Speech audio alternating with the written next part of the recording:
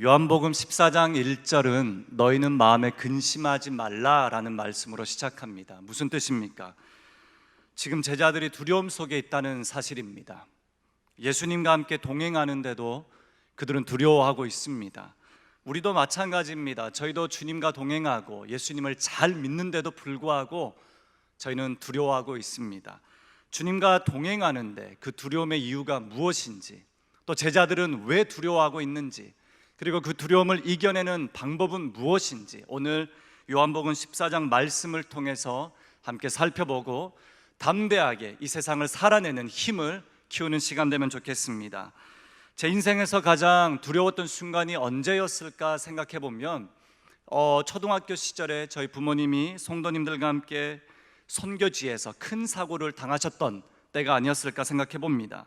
타이어가 펑크나면서 몇 바퀴 구르시고 정복된 상황 속에서 핸드폰도 없고 당시에는, 그래서 병원에서 급하게 연락이 왔던 기억이 납니다.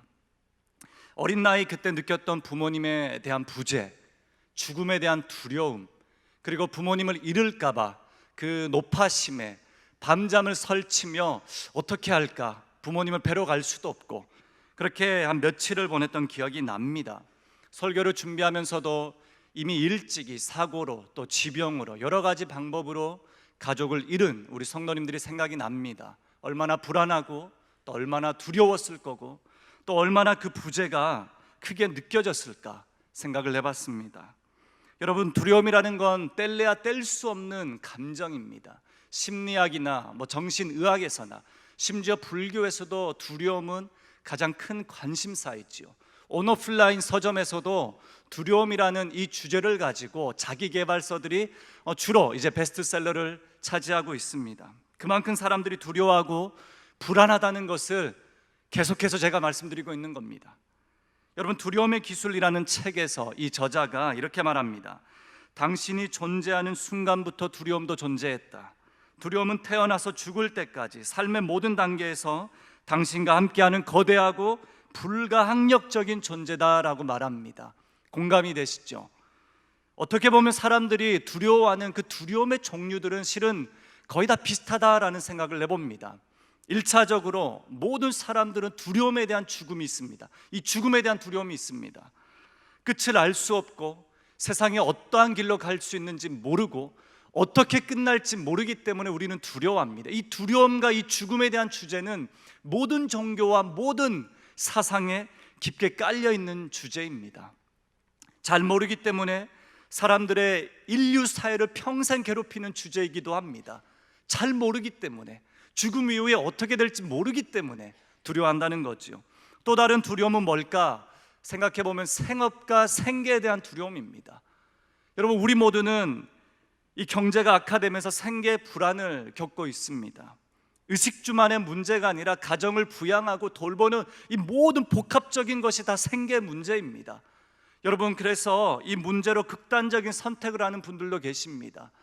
심지어 퇴직한 다음에 일평생 일했던 그 금액을 모아서 사업장을 차렸는데 잘 되지 않아 월세도 내지 못한 채 두려움 속에 오늘 하루를 버티고 있는 성도님들도 계실 겁니다.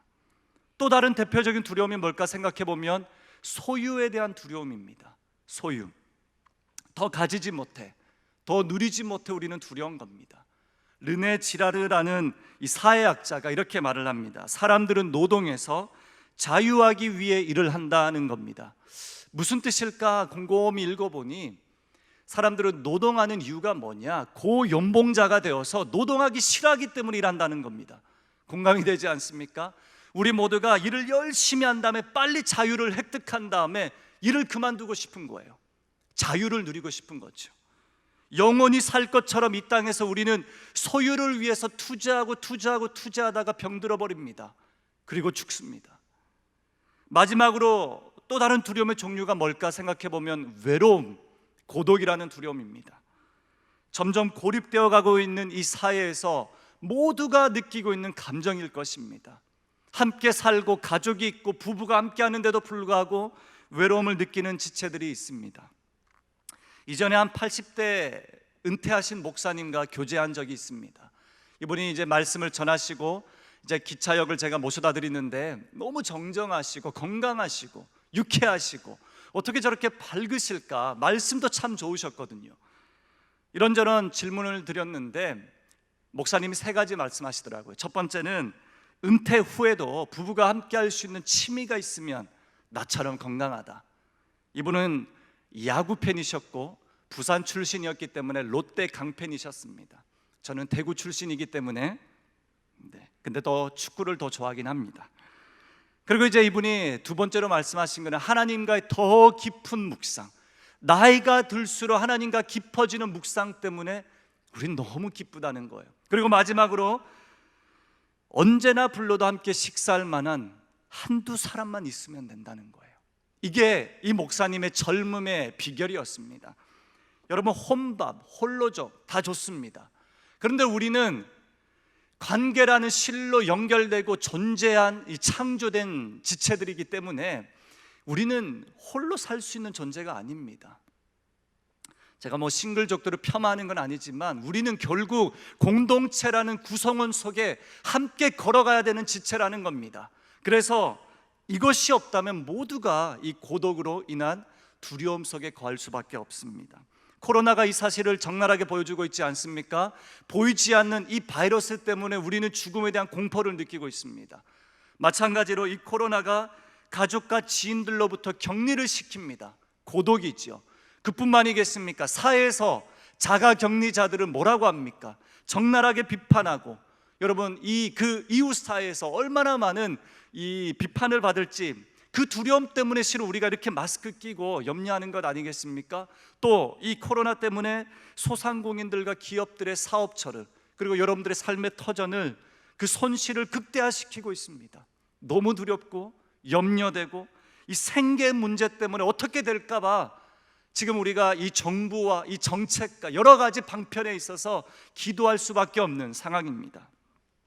부모들에게도 두려움이 있고요, 자녀들에게도 두려움이 있고, 신혼부부들에게도 두려움이 있고요, 출산하면서도 두렵고, 양육하면서도 두렵고, 취업하면서도 두렵고, 취업을 준비하면서도 두렵고, 또 아이들도 각자 자신만의 두려움이 있습니다. 초등학생들도 두렵고 중학생들도 두렵습니다. 입시생들도 두렵고, 공부를 잘해도 두렵고 못해도 두렵고, PC방에서 놀고 있는 아이들도 여전히 엄마가 쫓아올까 봐 두렵기도 하고요. 고등부를 제가 처음 맡았을 때, 섬겼을 때 제가 해외에서 자라서 그런지 수능에 대한 개념이 잘 없었습니다. 그런 사람에게 실은 고등부를 맡기는 게 아닌데 말이죠. 제가 해외에서는 이 갭이어라는 개념이 있습니다. 갭이어가 뭐냐, 입시를 마무리한 다음에 이제 입시 과정을 준비하는, 에세이를 준비하는 그 1년의 시간을 말합니다. 그래서 해외 선교도 가고 그 시간을 즐기고 인턴십도 하고 봉사도 하면서 정말 그 에세이에 삶을 녹아내는 에세이를 준비하면서 대학을 준비하는 과정이거든요. 그래서 제가 첫 해 때 너희들 재수해도 돼 그랬다가 학부모들에게 엄청 많이 혼났습니다. 그리고 한 아이가 울면서 저에게 찾아와서 목사님, 대학 때문에 못 갈까 봐 너무 두렵다는 거예요. 그때 제가 처음으로 대학을 못 가는 게 두려운 거구나 공감하게 되었습니다. 참 못난 청소년 사역자죠. 근데 이 아이가 이렇게 말하는 거예요. 결과를 알지 못해서도 두렵지만 대학을 소유하지 못할까 봐 두렵고, 대학을 못 가니까 생계에 어려움을 겪을까 봐 두렵다는 거예요. 먹고 살기 힘들 것이기 때문에 두렵다는 겁니다. 여러분, 제가 이 사회와 여러분들을 겁쟁이로 만들고자 이렇게까지 두려움의 이야기를 하는 게 아닙니다. 예수님도 두려움을 공감하셨습니다. 제자들의 두려움을 인정하시고 여러분들의 두려움을 알고 계신다라고 말씀하셨습니다. 마음에 근심하지 말라라는 이유가 바로 여기에 있습니다. 그래서 예수님과 동행했던 제자들도 실은 두려워했다는 사실이 우리에게 얼마나 큰 위안이 됩니까?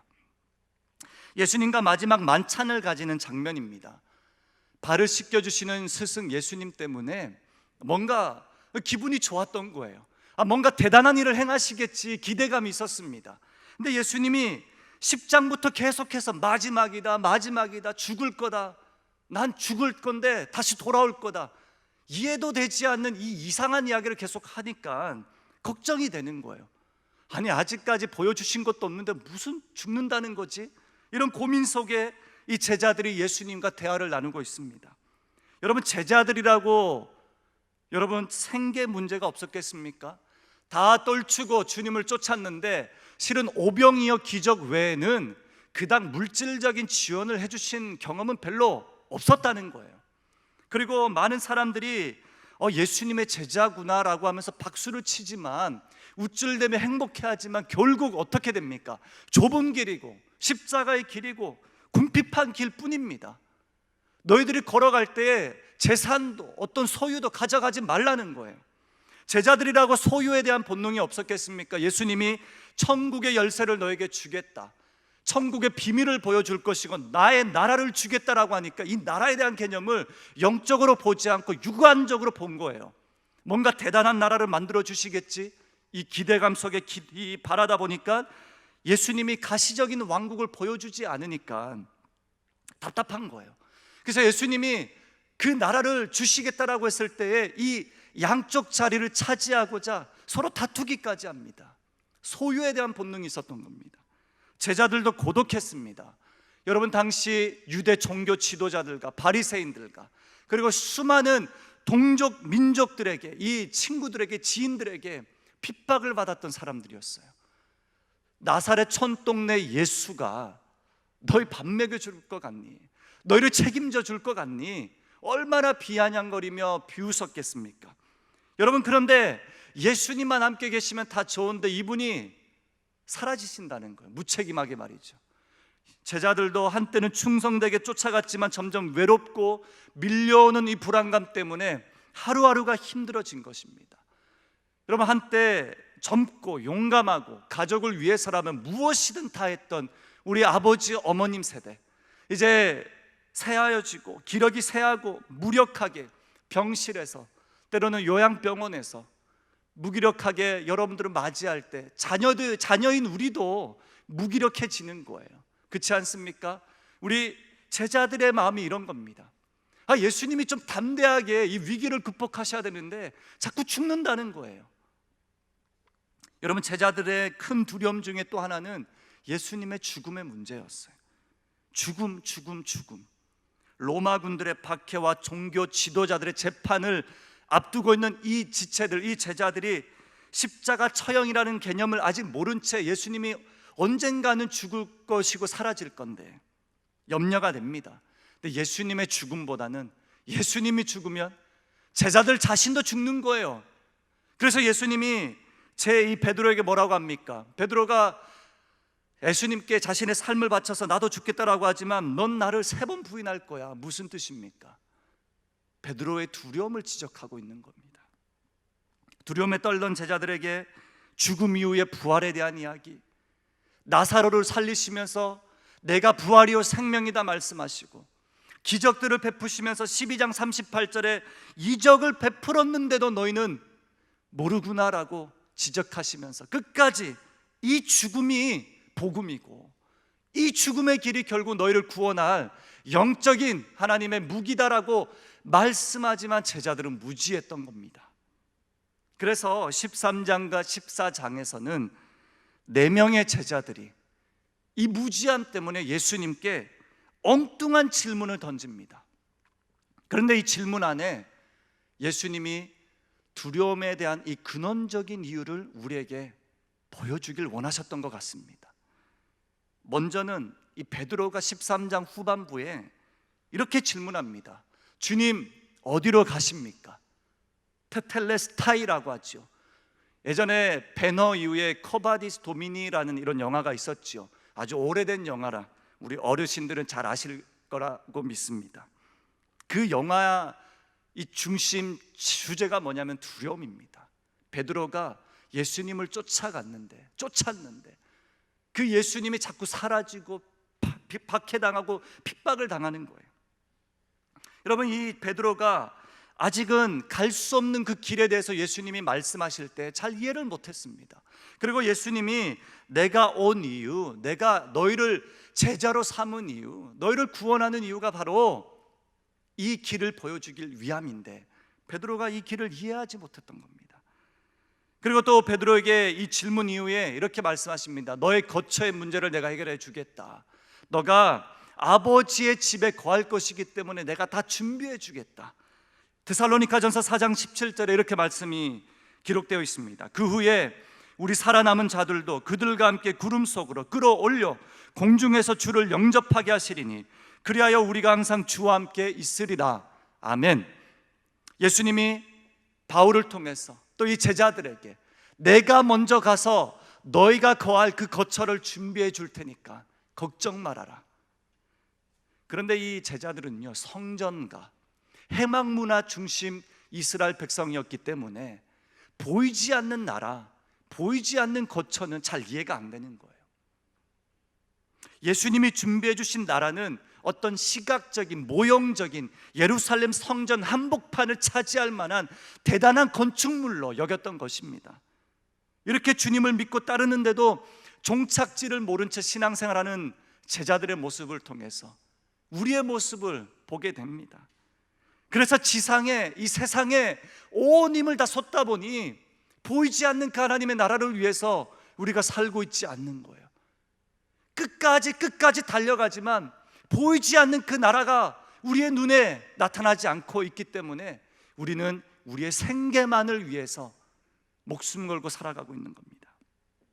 5절에서 두 번째 제자가 이렇게 질문합니다. 의심 많은 도마입니다.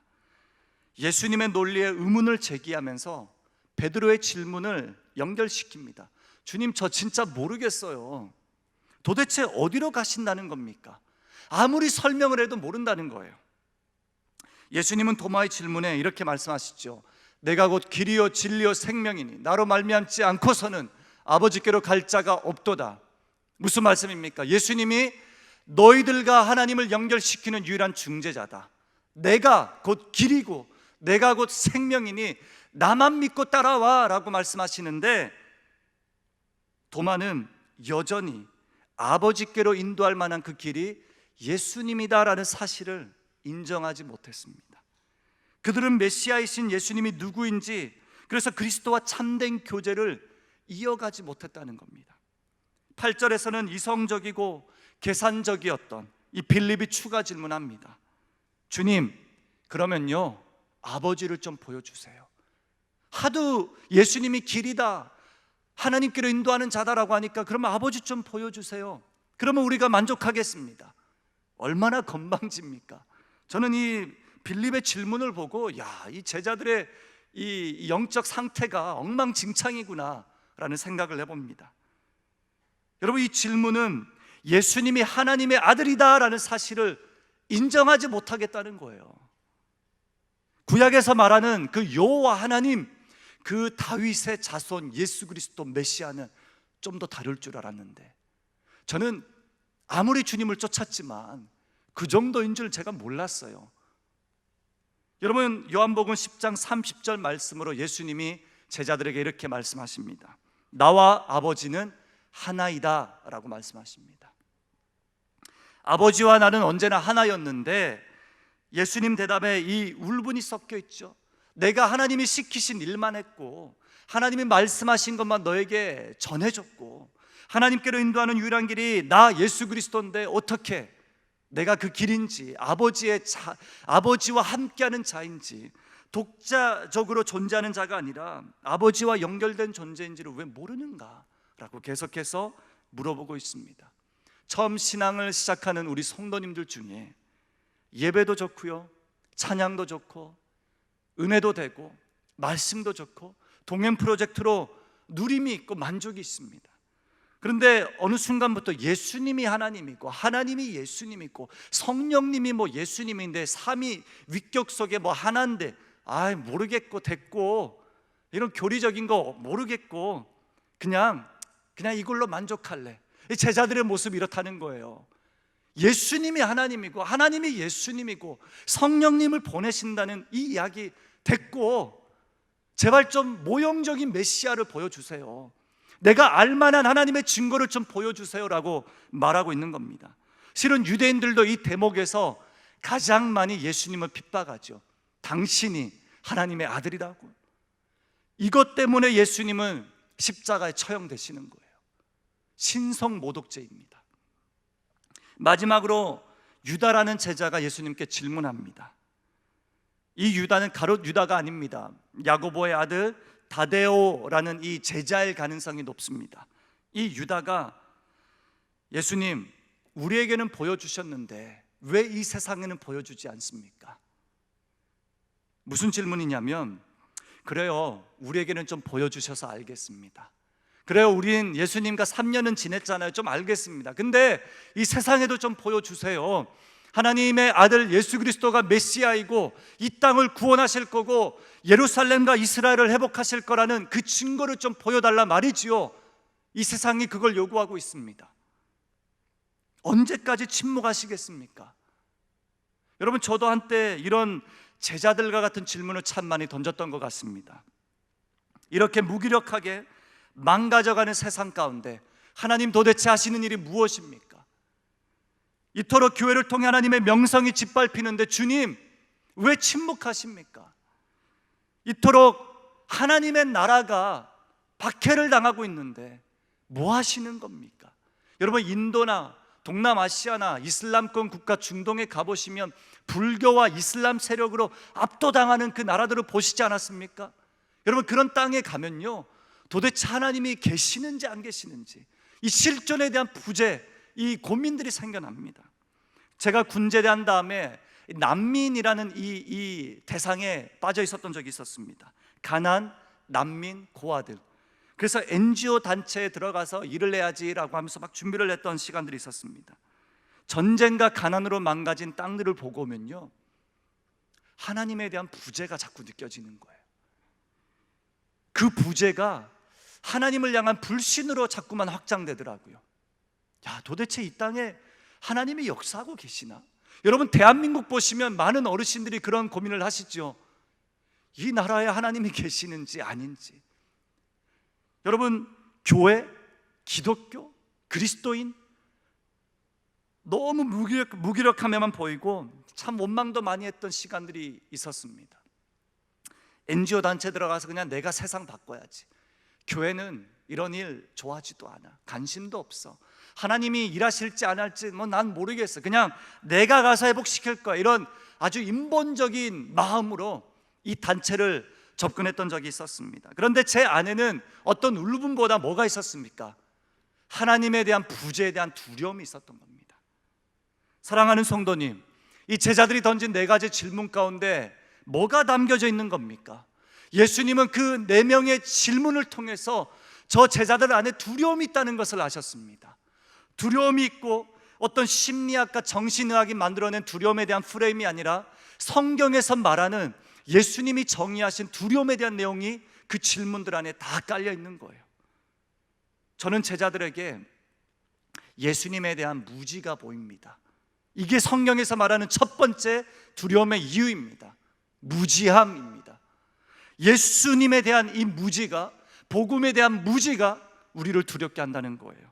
이사야 59장 8절 말씀 함께 읽어보면 좋겠습니다.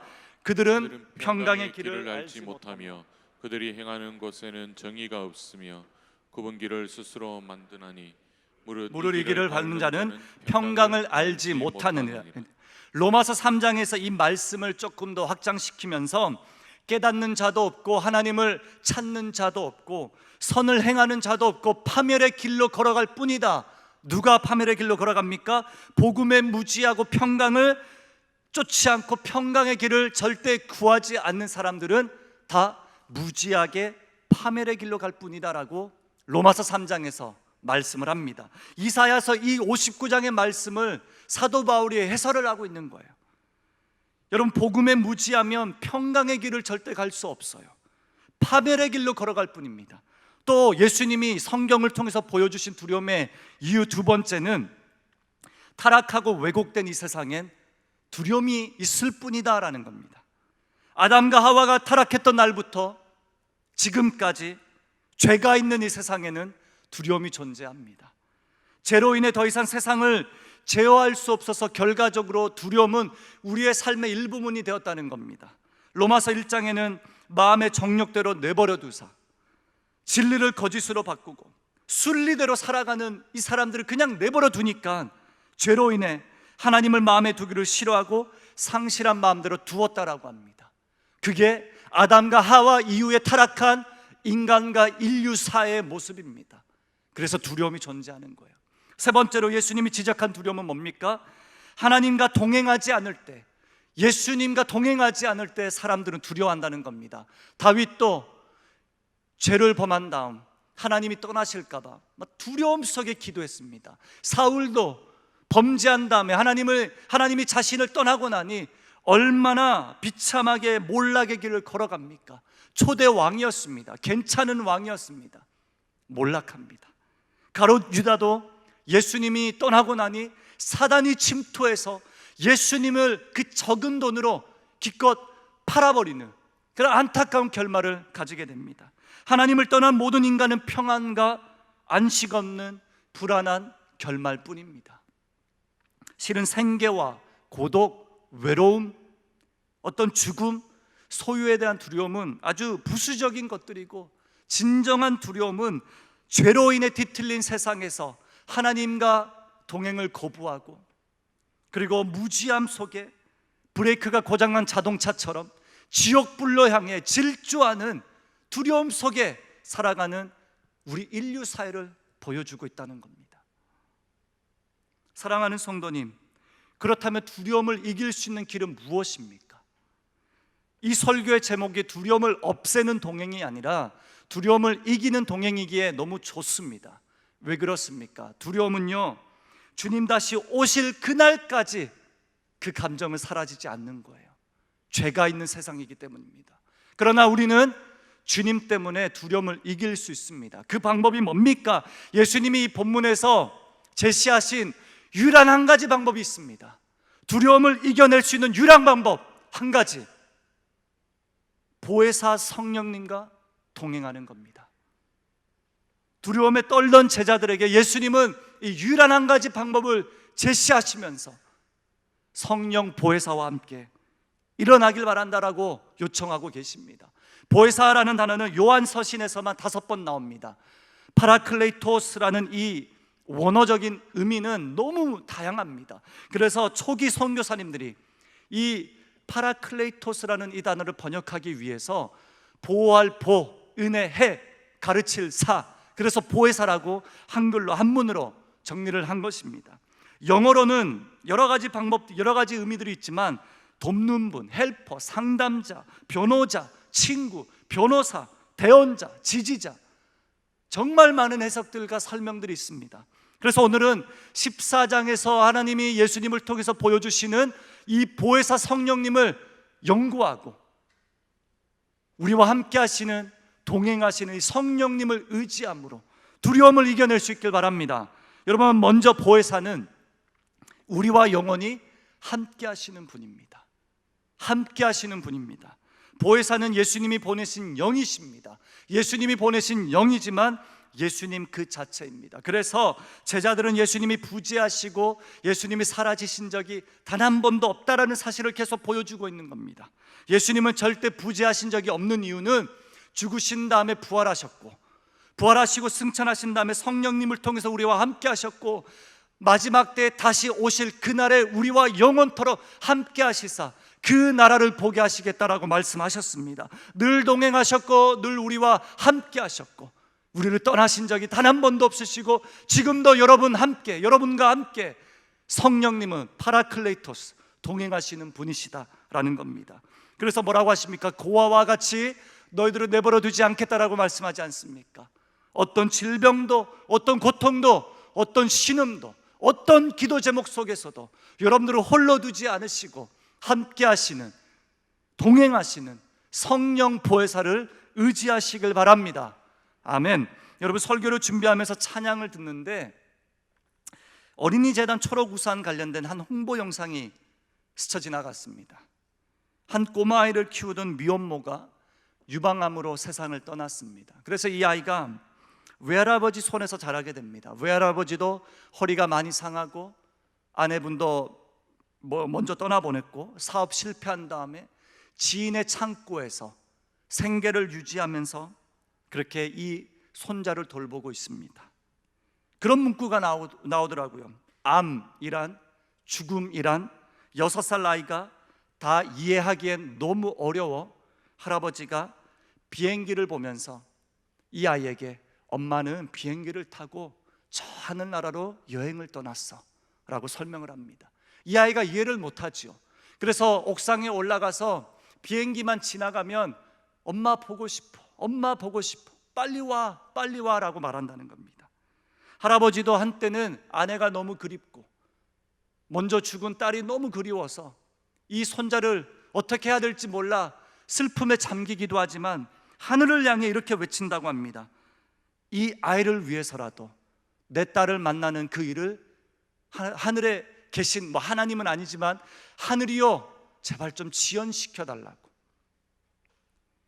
이 아이가 엄마 빨리 오세요, 엄마 빨리 오세요 라고 말하면서 이 영상이 끝이 납니다. 어떻게 이런 류의 슬픔과 어떻게 6살짜리 이 아이가 고독과 슬픔과 이 외로움을 다 이해할 수 있겠습니까? 제자들도 우리들도 마찬가지입니다. 어떻게 이런 류의 슬픔과 외로움을 우리가 다 이해하고 체념하고 받아들일 수 있겠습니까? 그러나 성령님께서 예수님이 보혜사를 통하여 고아와 같이 너희를 내버려 두지 않겠다, 함께 하겠다라고 말씀하신 이유가 바로 여기에 있습니다. 그래서 슬픔 많은 이 세상에서도 주와 동행하는 모든 자들은 하늘나라다라고 말씀하시는 거예요. 이 아이가 훗날에 보혜사 성령님을 만난다면 그도 슬프지만 주와 함께라면 천국이다라고 고백할 수 있는 그날이 오리라 믿습니다. 요한복음 14장 16절 함께 읽겠습니다. 내가 아버지께 구하겠으니 그가 또 다른 보혜사를 너희에게 주사 영원토록 너희와 함께 있게 하리니 그래야지 우리의 고통, 우리의 질병, 우리의 억울함을 다 이해해 주시는 거예요. 여러분, 또 보혜사는 우리를 돕는 분이십니다라고 말합니다. 영원히 함께 하시고 돕는 분이십니다. 중재하고 탄원하시고 대변하고 위로하며 힘주시는 분이시고 어떤 두려움도 상담해 주시고 지지하고 변호해 주시고. 여러분 생각해 보십시오. 여러분들이 살아온 모든 그 나날들을 되돌아보면 예수님의 도움이 없었던 순간은 단 한 번도 존재하지 않습니다. 우리는 주님 없이는 살 수 있는 자들이 아니기 때문입니다. 호흡도 불가능합니다. 오늘 우리가 함께 찬양으로 불렀던 것처럼 은혜 아니면 살아갈 수가 없는 거예요. 은혜 때문에 우리가 버티는 거죠. 또 보혜사는 여러분 진리를 가르쳐 주시는 분입니다. 저는 이 부분이 너무 좋습니다. 정말 좋습니다. 진리. 제자들이 이 세상이 또 우리가 진리를 알지 못해서 메시아가 누군지, 죽겠다는데 십자가를 지고 가시겠다는데, 부활하시겠다는데 이해를 못하는 거예요. 성령님을 보내주시겠다는데도 잘 이해가 안 되는 겁니다. 여러분, 복음을 도저히 이해할 수 없고 구원의 교리도 매우 어렵고 이런 거 있죠. 구원받았는데 날마다 흔들리잖아요. 그래서 구원의 확신에 대해서 물어보면 뭐라고 대답할지 모르는 거예요. 10년, 20년 신앙생활 했는데 구원의 확신 물어보면 잘 모르겠다는 거죠. 분명히 주일 예배 때 그러지 않겠다라고 다짐하고 돌아갔는데 월요일 되면 죄를 짓고 있는 거예요. 그러다 보니까 자꾸 하나님에 대한 부재와 불신이 생기는 거예요. 주님 진짜 계시는 거 맞으세요? 내가 구원받았던 거 맞습니까? 끊임없이 불신 속에 뭐라고 합니까? 예수님은 성령님을 통해서 그래서 진리를 촉진시켜 주겠다라고 말씀하십니다. 그래서 구원을 지켜주실 뿐만이 아니라 너희가 죄로 말미암아 영원한 저주와 절망 속에 무너지고 망가져야 될 존재인데 오늘도 성령님을 통하여 너희 안에 진리를 가르쳐주고 진리의 영으로 인도하여서 비교할 수 없는 구원과 이 복음의 은혜를 알게 하겠다. 예수님이 우리에게 부어주셨던 그 복음의 비밀을 알게 하겠다는 겁니다. 제자들이 그제서야 예수님은 복음을 선포하셨구나 라는 사실을 이해하게 되는 겁니다. 엉뚱한 질문 하잖아요. 메시아, 건물, 건축. 그런데 성령의 영이 진리를 대변하니 예수님이 너와 함께 하셨던 모든 말씀들이 다 진리다라고 대변하고 나니 어떻게 됩니까? 베드로가 진실로 목숨을 걸고 순교하게 됐죠. 수많은 제자들과 사도들이 이 복음 때문에 목숨을 걸고 나아갔죠. 보혜사 성령님이 제자들에게, 사도들에게, 우리에게 그냥 용기라는 감정을 준 게 아니에요. 두려움을 겪는 사람들에게 애따 용기 하나 받아, 이거 아니라는 거예요. 성령님은 복음을 심어주시는 겁니다. 복음은 우리의 삶에 복음이 심겨지면 모든 것이 이해가 되고 어떤 막힘도 뚫어낼 수 있고 어떤 두려움도 이겨낼 수 있다라는 것이죠. 또 보혜사는 내주하시는 분입니다. 이 보혜사가 우리 안에 내주하시기 때문에 우리가 우리 마음에, 우리 안에 죄가 있지만 성령님이 거하시는 거예요. 그래서 성도들의 마음에 거주하시다 보니 그리스도인들이 죄를 버리게 되는 거예요. 죄를 버리다 보니 성령님이 일하시길 기뻐하시는 거예요. 성령님이 일하시길 기뻐하시다 보니 근심과 생계와 생업의 문제 때문에 근심 속에 휩싸였던 우리의 삶의 모든 제약들을 내려놓고 그 두려움을 내려놓고 보혜사와 함께 미래를 보여주시고 하나님의 나라를 꿈꾸게 하시고 이 땅을 살아낼 힘을 주님이 부어주시는 거예요. 또 여러분, 보혜사는, 이 보혜사 이야기하면 밤을 살 수가 있지만 지금 시간이 쫓기고 있습니다. 이제 마무리하겠습니다. 보혜사는 여러분, 성령님을 통해서 참된 평화를 우리에게 주시는 분입니다. 여기까지 오기 위해서 이 보혜사와 두려움에 대해서 우리가 살펴본 거예요. 여러분, 우리가 누리는 이 평안은요, 세상에서 얻을 수 있는 평안이 아니에요. 하나님의 평안은 우리가 감정적으로 느끼는 평안이 아니라는 겁니다. 세상이 줄 수 없는 평안, 무슨 뜻입니까?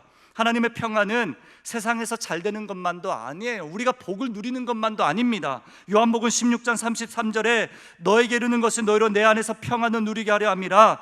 세상에서는 너희가 환난을 당하나 담대하라, 내가 세상을 이겼노라 말씀하지 않습니까? 여러분, 오히려 환난을 당합니다. 제자들은 순교합니다. 죽습니다. 그러나 평안하지요. 성령님이 계시기 때문입니다.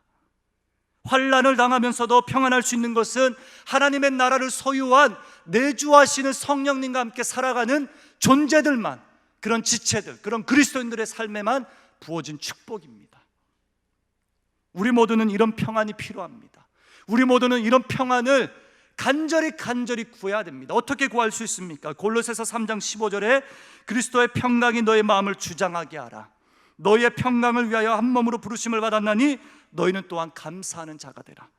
빌립보서 4장에서는 그리하면 모든 지각에 뛰어난 하나님의 평강이 그리스도 예수 안에서 너희 마음과 생각을 지키시겠다. 주장하라, 생각을 지키라. 무슨 뜻입니까? 이거는 간절히 구하라 라고 말하는 겁니다.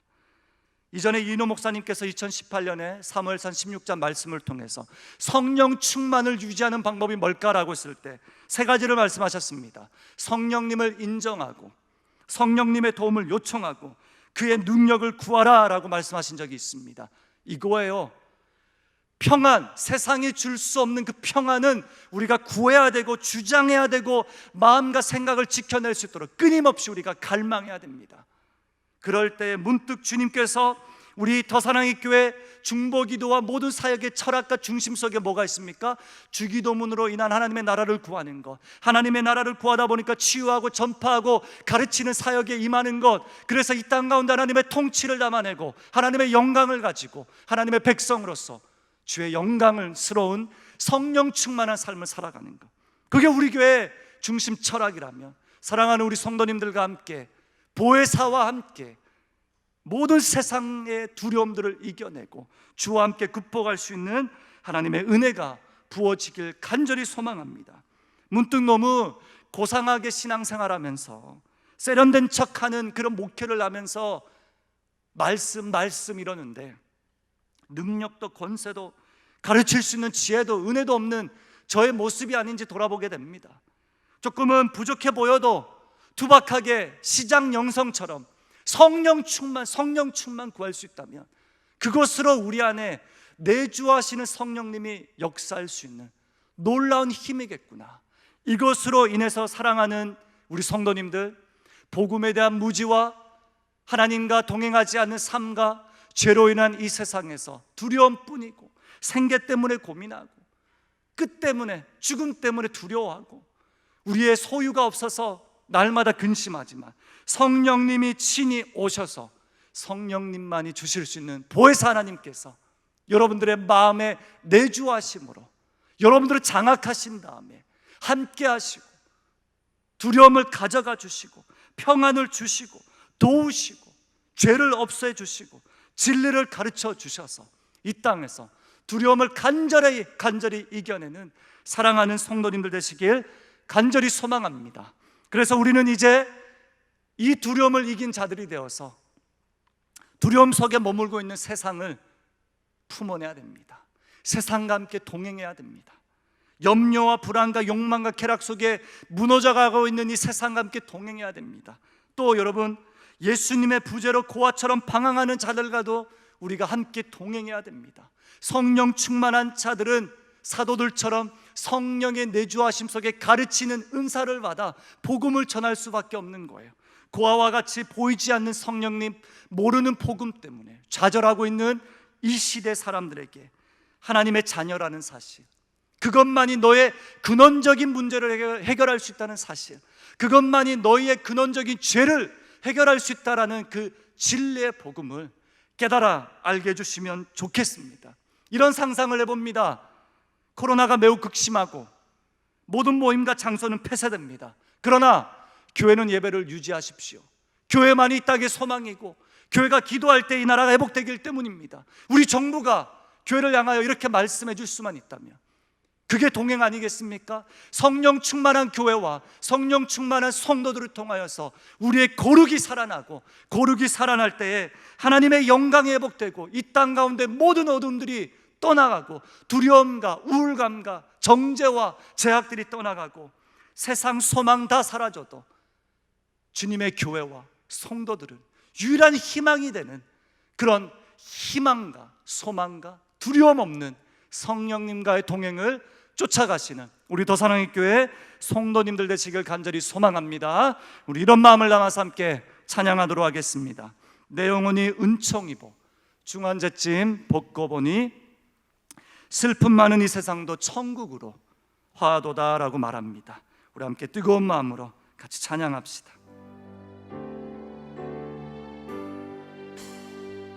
내 영혼이 은총 입어 중환제지 벗고 보니 슬픔 많은 이 세상도 천국으로 할렐루야 찬양하세요.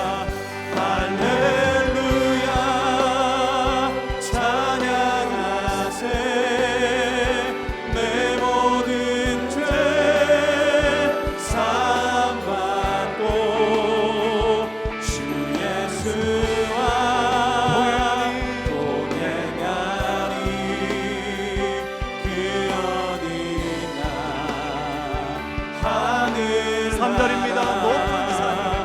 높은 산이 거친 들이 조망이다. 성령님을 모신 이곳에 내 주 예수 모신 곳이 그 어디나 하늘나라입니다. 할렐루야 찬양하세요. 할렐루야 찬양하세.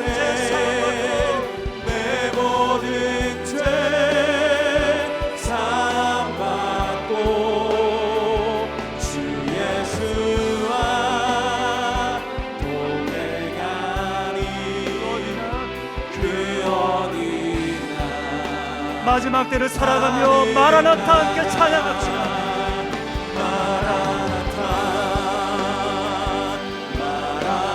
성령님과 함께 날마다 아멘. 주 예수여 오시옵소서. 주님을 찬양합니다. 모십니다. 마라나타 마라나타. 아멘. 주 예수여 마지막으로 찬양합시다. 마라나타 마라나타. 마라나타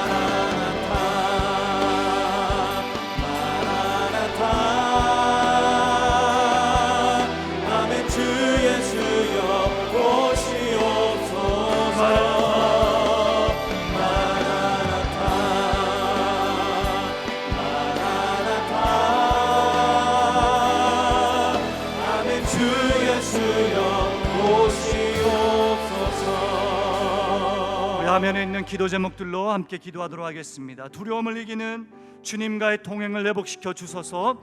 세상이 줄 수 없는 평안으로 우리에게 새 힘을 허락하소서. 예수님께서 성령님을 통해 주시는 평안을 누리게 하소서.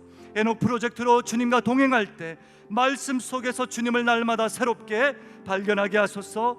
성령으로 충만케 하소서. 오직 성령님만이 모든 방법과 해답되심을 인정하게 하시고 성령님의 돌보심 아래 우리의 영을 강하게 하소서. 성령의 능력으로 주님과 동행하게 하소서. 우리 마음을 담아 기도하도록 하겠습니다. 기도하겠습니다.